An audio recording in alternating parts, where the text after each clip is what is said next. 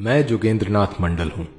संभव है कि आप लोगों ने मेरा नाम नहीं सुना होगा, क्योंकि इतिहास लिखने वालों ने मुझे जानबूझकर हाशिए पर डाल दिया है। लेकिन हमेशा से ऐसा नहीं था। एक समय मैं सामाजिक और राजनैतिक पटल के केंद्र पर था। मैं वंचित वर्ग का बड़ा प्रतिनिधि और डॉक्टर अंबेडकर के साथ प्रभावी नेता था। आपको आश्चर्य हो सकता है कि मैं बंटवारे के बाद पाकिस्तान का पहला कानून मंत्री बना था, लेकिन 1950 में मैं अपना इस्तीफा देकर भारत लौट आया और 1968 में गुमनामी में मर गया। मैं अपनी कहानी इसलिए नहीं सुना रहा हूं कि लोग मुझे याद करें। मैं ये बिल्कुल भी नहीं चाहता। सच तो यह है कि मैं अपने जीवन को भुला देना चाहता हूं। मैं ये कहानी इसलिए सुना रहा हूं क्योंकि इतिहास अपने को दोहराने की फिराक में है। एक ऐसा भयावह और काला इतिहास जिसने भारत को नोच खाया। मैं उस इतिहास का एक महत्वपूर्ण हिस्सा हूं।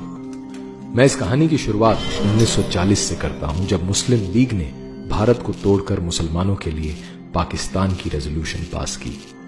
उस समय मुसलमानों के एक बड़े वर्ग को छोड़कर किसी ने इसे गंभीरता से नहीं लिया, लेकिन 2-3 साल में ही स्थिति बदल गई और पाकिस्तान की बात हर जगह होने लगी। पाकिस्तान बनाने के लिए जरूरी सारे मोहरे आजमाए जा रहे थे।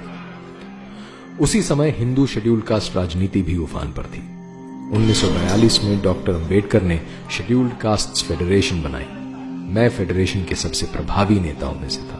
जहां डॉक्टर अंबेडकर हिंदुओं और मुसलमानों को अलग अलग जीवन धाराएं मानते थे और कहते थे कि इस्लाम की नजर से एक सच्चा मुसलमान कभी भी भारत को अपनी मातृभूमि और किसी हिंदू को अपना भाई बंधु नहीं मान सकता, मेरा दृष्टिकोण कुछ अलग था।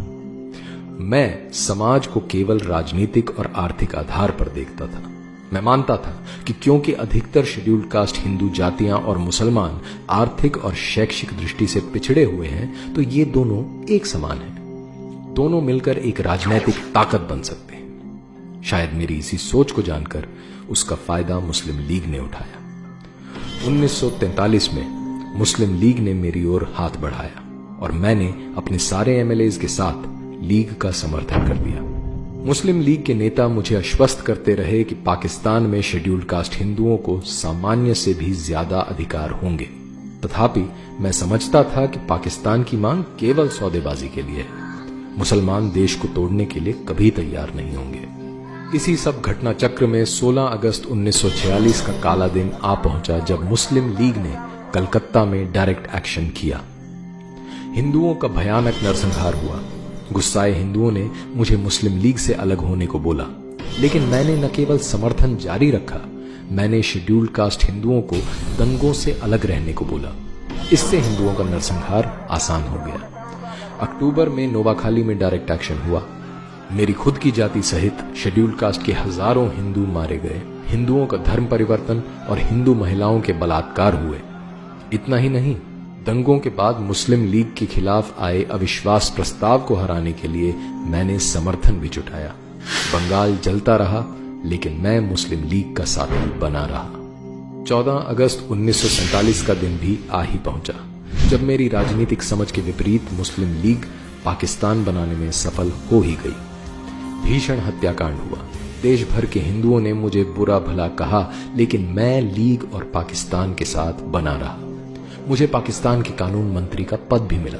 मैंने शेड्यूल्ड कास्ट हिंदुओं से पाकिस्तान में आस्था रखने की अपील की, जिसे मुझ पर विश्वास करके लोगों ने माना भी। लेकिन इसके बाद इस्लामिक पाकिस्तान का असली चेहरा सामने आया। सारे वादे ठुकरा दिए गए। हिंदुओं का नरसंहार शुरू हो गया। हिंदू महिलाओं के बलात्कार, घर जायदाद लूटना, जबरन मुसलमान बनाना आम बात हो गई। मैं हिंदुओं पर हो रहे अत्याचारों की बात उठाने लगा तो मुस्लिम नेता और उलेमा मुझे अपने रास्ते का कांटा समझने लगे। फिर भी मैं पाकिस्तान सरकार को बचाने के लिए झूठे और आधे सच वाले बयान देता रहा। चारों ओर हिंदू मारे जा रहे थे। हिंदू औरतों को पाकिस्तानी फौज और पुलिस रात में अपनी हवस का शिकार बनाती। सबसे बुरा हाल मेरी अपनी जाति का हो रहा था, क्योंकि उन्होंने मुझ पर विश्वास करके आत्मरक्षा का कोई उपाय नहीं किया था। मैं जब गांव के दौरों पर निकलता तो हिंदुओं के कंकालों को कुत्ते और गिद्ध नोचते नजर आते। सिर्फ 10 फरवरी 1950 को ही ढाका में 10,000 हिंदू इसलिए मार दिए गए क्योंकि असेंबली में कुछ हिंदू विधायकों ने वॉकआउट किया। वो सब मेरे सामने ही हुआ। मुझे समझ आ गया कि इस्लामिक पाकिस्तान में हिंदू काफिर जिम्मी से ज्यादा कुछ नहीं है। काश मुझे ये बात तब समझ आ जाती जब डॉक्टर अंबेडकर ने एकदम खुलकर और साफ शब्दों में कही थी। लेकिन तब मुझे समाज का सांस्कृतिक पहलू नजर नहीं आता था। समाज को केवल राजनैतिक और आर्थिक चश्मे से देखने की आदत थी। बहरहाल अपना सब कुछ लुटाकर 8 अक्टूबर 1950 को मैं पाकिस्तान में अपना इस्तीफा देकर अपने देश भारत लौट आया।